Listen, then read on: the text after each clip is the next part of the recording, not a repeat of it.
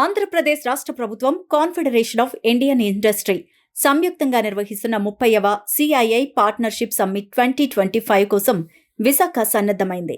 Invest in Andhra Pradesh అనే సందేశాన్ని ఈ సమ్మిట్ ద్వారా ప్రపంచానికి చాటి చెప్పాలనే భావనతో పనిచేస్తున్నారు. శుక్రవారం ప్రారంభమయ్యే ఈ సదస్సు కోసం ముఖ్యమంత్రి చంద్రబాబు నాయుడు 2 రోజుల ముందుగానే విశాఖకు చేరుకున్నారు. బుధవారం నుంచి శనివారం వరకు మొత్తం 4 రోజుల పాటు రాష్ట్ర ఆర్థిక రాజధాని విశాఖలోనే సీఎం ఉండబోతున్నారు. పెట్టుబడిదారులతో భేటీ అవుతారని ప్రభుత్వ వర్గాలు ప్రకటించాయి.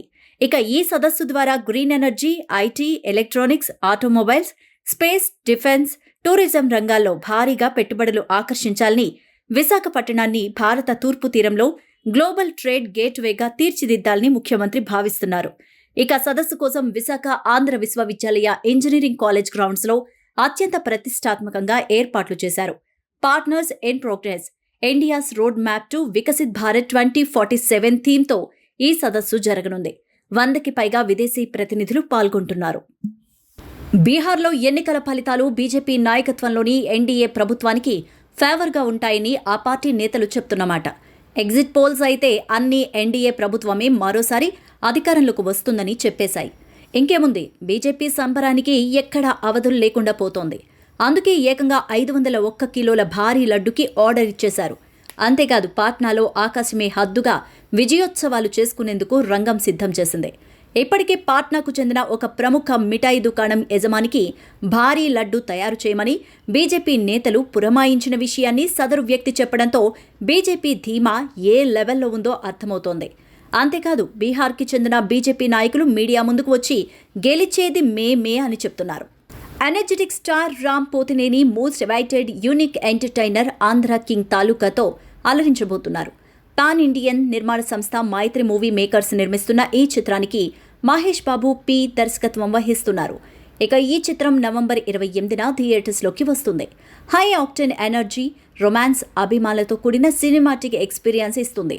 భాగ్యశ్రీ భోర్సే కథానాయికగా నటిస్తూ ఉండగా Kannada super star Upendra on screen super star పాత్రను పోషిస్తున్నారు.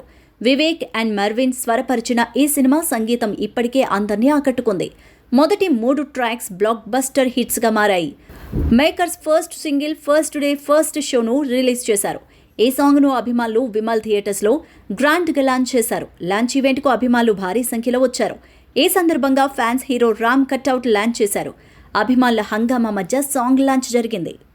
తాను గతంలో చేసిన సినిమాల విషయంలో ఇప్పటికీ కొన్నిసార్లు అసంతృప్తిగా ఉంటానని, స్టార్ హీరోలతో కలిసి సినిమాలు చేసినంత మాత్రాన ఒరిగేది ఏమీ లేదని, కమర్షియల్ సినిమాల్లో నటించడం వల్ల నటిగా తనకు ఎలాంటి సంతృప్తి లభించలేదని 4 డాన్స్ స్టెప్లేయించి కొన్ని డైలాగ్స్ చెప్పిస్తారు తప్పించి యాక్టింగ్కు ఎలాంటి స్కోప్ ఉండదని, అందుకే ఇకపై కమర్షియల్ సినిమాలు చేయకూడదని డిసైడ్ అయినట్టు అను ఇమాన్యుయల్ చెప్పింది.